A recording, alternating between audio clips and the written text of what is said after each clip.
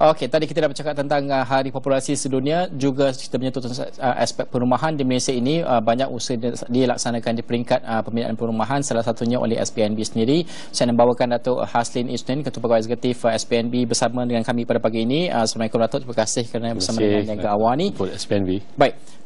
Matlamat SPNB ini jelas kita lihat penubuhannya, tapi saya terus saja kepada peranan SPNB ini dalam agenda perumahan negara sekarang ini, agenda perumahan Malaysia Madani mungkin untuk kita melihat bergerak ke hadapan, kerana banyak isu perumahan ini yang satu belum diselesaikan dari segi kecukupan rumah tersebut, saiz, harga rumah sebagai contoh, dan tahap mampu milik perumahan. Ini semua isu yang open secret lah, semua orang tahu kan. SPNB dengan peranannya, dengan mandatnya, bagaimana ini diselesaikan melalui projek Rumah Mesra Rakyat juga. SPNB ini ditubuhkan pada tahun 1997 oleh coincidentally Prime Minister Malaysia sekarang lah, Datuk Seri Anwar Ibrahim. Matlamat utama kami adalah untuk membina rumah di kawasan luar bandar khusus untuk golongan B40. Ada dua program kami, yang terutamanya lah Rumah Mesra Rakyat, di mana harga kosnya lah RM75,000, melibatkan subsidi sebanyak RM20,000 kepada penerima di seluruh negara, dan kediaman SPNB ialah antara elemen rumah kami yang kami mahu bina di bawah harga average RM300,000 ke bawah lah. Seperti yang kata-kata tadi, memang kita punya matlamat untuk membanyakkan lagi pembinaan rumah di golongan B40 ni. Kawasan lah, sudah pasti ini orang melihat kat mana dibinanya rumah seluruh negara, di seluruh negara, 13 negeri, termasuk Sabah Sarawak obviously. As long as dia ada rumah tanah sendiri, kita akan datang membina untuk mereka. Okey, itu realitinya. Tahun ini kalau kita melihat kepada, saya nak bercakap tentang Rumah Mesra Rakyat ini, kalau program ini, dan juga tadi sedikit Datuk telah terangkan, tapi bagaimana juga melihat kepada jumlah subsidi yang diperuntukkan tahun ini oleh kerajaan, dan bagaimanakah RMR ini bergerak ke hadapan, khususnya dalam keadaan mencabar pada ketika ini mungkin Datuk. Pada tahun ini kita diperuntukkan sebanyak 358 juta oleh kerajaan untuk membina 4,250 unit rumah mesra rakyat di seluruh negara. Pencapaian terkini saya rasa untuk penyiapan di seluruh negara bulan akhir tahun ini kita akan mencapai matlamat tersebutlah. Dari segi pencapaian keseluruhannya untuk rumah RMK 12 ya, kita disasarkan menyiapkan 15,000 selama 5 tahun, daripada tahun 2021 sehingga 2025. Tapi sepanjang 3 tahun terdahulu ini, daripada tahun 2021 hingga 2023, kita sudah berjaya menyiapkan 15,445 unit rumah, ahead of schedule by 2 years. So we are on track lah, basically ahead of schedule in fact, in term of kita punya pencapaian. Dari segi kos perbinaannya memang ada tertekan sikit sebab kenaikan harga, namun government in 2022 telah menyelaraskan keseluruhan rumah mesra rakyat supaya dibina dalam 750 kaki persegi untuk menyelaraskan impak kepada kos kenaikan harga binaan lah. Dari segi itu kita menangani isu-isu semasa yang masih tersebut lah. Dari sudut sosial, jumlah keluasan itu adalah bersesuaian dengan tiga bilik tidur dan dua bilik air, jadi sesuai, memang comfortable lah, livable orang cakap. Tadi Datuk menyentuh bahawa ini adalah 2 tahun lebih awal siapnya. Ini adalah RMK ke-12 lah. RMK 12. Untuk RMK 12 kita dah 15,445. Targetnya selama 5 tahun ni 15,000. Tapi kita dah melangkau atau melebihi sedikit dari sasaran, which is good lah. Tapi kalau sampai 2025 ni akan mungkin akan diteruskan juga. Dengan saya dengar juga ada mungkin government akan memperuntukkan lebih banyak lagi peruntukan kami, because capacity untuk membina itu memang ada lah. Kami ada about 5,000 kontraktor yang berdaftar dengan SPNB seluruh Malaysia, melibatkan all throughout the country lah. Ini bukan saja projek memberikan ataupun pembinaan yang memberikan perumahan kepada rakyat, tetapi juga kita melihat dan juga menilai impak ekonomi. Kalau satu projek itu kita lihat halo effect dia lah, keliling gitu kan, sebagai contoh. Bagaimana untuk projek RMR ini dari sudut kaca pandang impak ekonomi sebagai contoh? Kerana ada kalanya orang melihat kawasan ini, mungkin kalau dah murah macam ini mungkin kawasan luar bandar, mungkin orang fikir macam tu lah kan. Macam mana impak ekonomi kalau kita melihat? Kalau kita lihat dari segi multiplier effect untuk pembinaan pembinaan untuk rumah mesra rakyat ni sekurang-kurangnya kita ada 3 atau 4. Dari segi penerima, kadar bayaran yang sangat berpatutan, which is about RM300 sebulan kepada pihak SPNB dengan subsidi RM20,000, ini akan meningkatkan dia punya disposable income. Daripada menyewa mungkin di luar bandar tu RM500, now you bayar RM300 saja, you memiliki rumah sendiri di atas tanah sendiri kan. Itu salah satu multiplier effect dia. Dari segi pembinaan, seperti saya katakan tadi, melibatkan 5,000 kontraktor seluruh negara. Dari situ jana ekonomi setempat lah untuk di kawasan bandar ni kan. And then ketiga, at least daripada segi pembinaan juga ialah harga-harga borong daripada hardware store ini juga menggalakkan jadi domestic economy in that region, I would think. Yeah. Kalau bercakap tentang ini adalah sasaran kepada golongan B40, ya. Sepanjang penubuhan SPNB ini, bagaimana ini menyelesaikan isu pemilikan perumahan golongan ini dan juga pada masa sama mungkin juga kemiskinan tegar atau kemiskinan di Malaysia ini mengangkat darjat mereka dan juga kedudukan mereka melepasi sedikit garisan yang kita tetapkan kan. Yeah. Kalau boleh ceritakan perjalanan SPNB sejak ditubuhkan itu, bagaimana ini membantu? SPNB ini dah 26 tahun, 26 years this year, 1997 to date.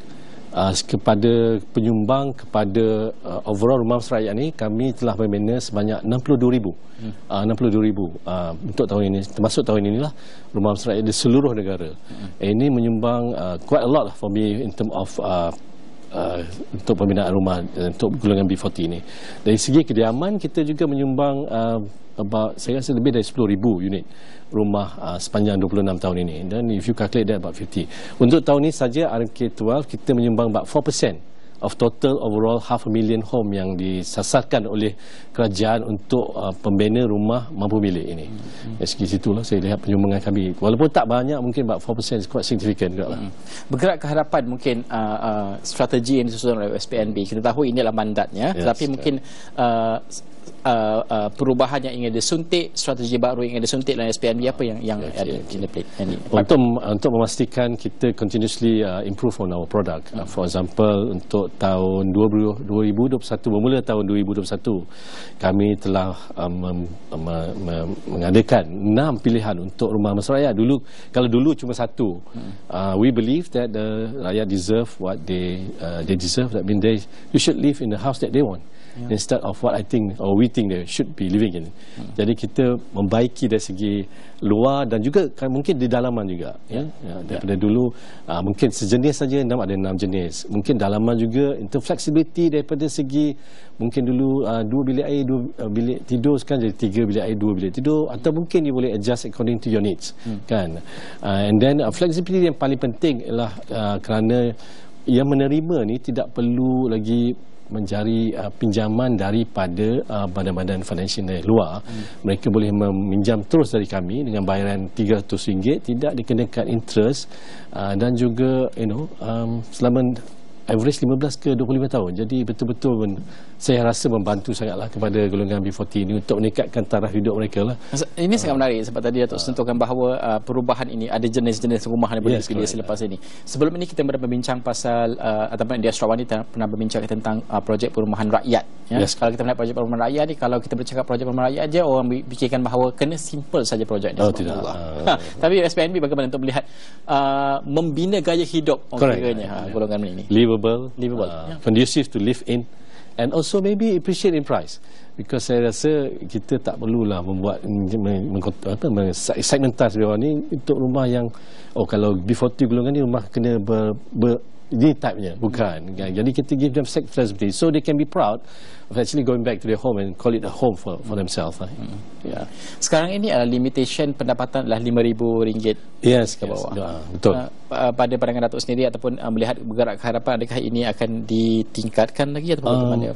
Kita dulu had limit untuk kelaikan rumah masyarakat rakyat ni 3,000 tapi pada tahun lepas Januari government atau kerajaan telah menaikkan taraf kelaikan kepada 5,000. Ini membantu lebih kurang 62% penduduk-penduduk luar bandar untuk mendaftar atau memohon rumah masyarakat rakyat ni kepada pihak SPNB.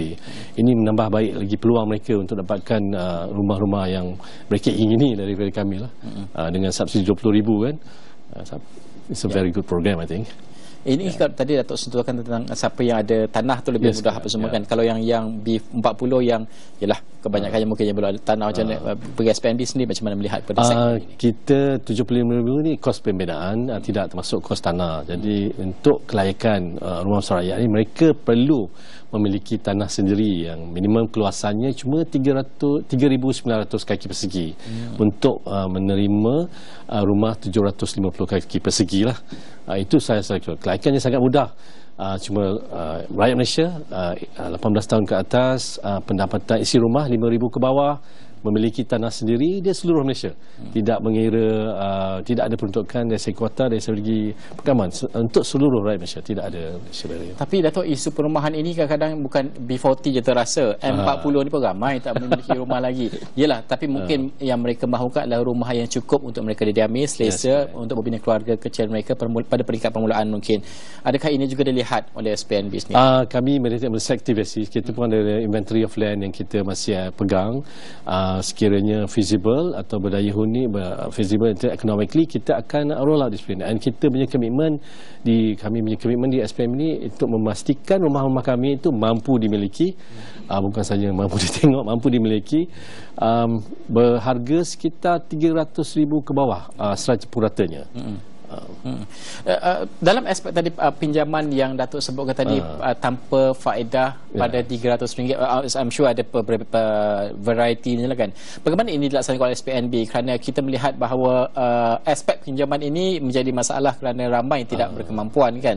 Bagaimana ini digerakkan oleh SPNB sendiri untuk memberikan dan juga kapasiti kewangan SPNB sendiri untuk memberikan. Peruntukan untuk rumah masyarakat ini disalurkan oleh Kementerian Finance, Finance Minister MOF kepada kami melalui APU dan dikawal selia oleh KPKT, Kementerian Kesejahteraan Perumahan dan Tempatan. Dari segi peruntukan kami itu adalah secara allocation from budget. Every year we get allocation from budget untuk membina rumah masyarakat rakyat sepenuhnya. Jadi dari segi situ elemen-elemen pinjaman itu memang kita yang memberi pinjaman kepada mereka. Sebenarnya kita tahu golongan B40 ini kalau pergi di luar sana mungkin agak difficult untuk mereka meminjam. Jadi kita yang mengambil tanggungjawab untuk memastikan mereka ini boleh memiliki rumah mereka lah. Itu bagaimana untuk kita melihat realitinya dan juga apa harapannya, kerana kita fahamlah kalau siapa yang membuat di rumah di tanah sendiri itu ialah itu memang pemilikan mereka. Tapi kalau untuk orang ramai yang membuat untuk projek SPNB yang lain sebagai contoh, bagaimana untuk kita melihat graduasi, kerana projek perumahan rakyat ada sistem graduasinya, harus mereka pindah sekiranya mereka mencapai bracket pendapatan yang lain contohnya. Tapi ini tak banyak berlaku lah. Jadinya ini antara kelemahan yang mungkin perlu ditambah baik di peringkat perumahan rakyat. Bagi SPNB, bagaimana memastikan bahawa ini bergerak? Mungkin ini bukan tanggungjawab SPNB sepenuhnya, tapi di peringkat SPNB memulakan tanggungjawab itu, memastikan bahawa ini bersesuaian dengan mandat dan juga sasaran golongan yang ingin diselesaikan masalahnya. Untuk kami isu yang terlibat itu bukan dalam kategori kami lah, because kami membina rumah yang dimiliki oleh penerima sendiri dan pembayarannya. Dari segi kita semula capital itu kita memastikan mereka membayar semula kepada kami supaya lebih banyak lagi rumah kami bina lah. Untuk what we call is about transit home ni, about 5 tahun tu, untuk itu enforcement punya isu. Very difficult for me to comment that one because kita sebagai agent untuk membina saja kan. Jadi mungkin untuk saya komen tu juga. Okey. Last but not least, sebelum kita menutup show kita ni, harapan sendiri untuk moving forward bagi bukan saja SPNB lah, bagi sektor perumahan secara keseluruhan, khususnya untuk segmen perumahan rakyat ini, dan juga rakyat juga yang menonton pada ketika ini yang masih belum tahu, yang baru tahu kewujudan SPNB dan sebagainya. Untuk rumah rakyat ni, saya mengalu-alukanlah kepada semua rakyat Malaysia untuk memohon di seluruh negara, kerana ini program yang sangat baik pada pandangan kami kepada untuk mereka memiliki rumah di tanah sendiri. Sangat mudah untuk memohon mohon kelaikannya sangat simple, and then dengan subsidi yang agak lumayan, dan pembayaran saya rasa yang sangat-sangat munasabah lah, RM300 sebulan saja di seluruh Malaysia kan. Dari segi harapan kami untuk terus membina lebih banyak lagi untuk membantu kerajaan mencapai matlamat untuk membina rumah-rumah mampu milik di seluruh negara.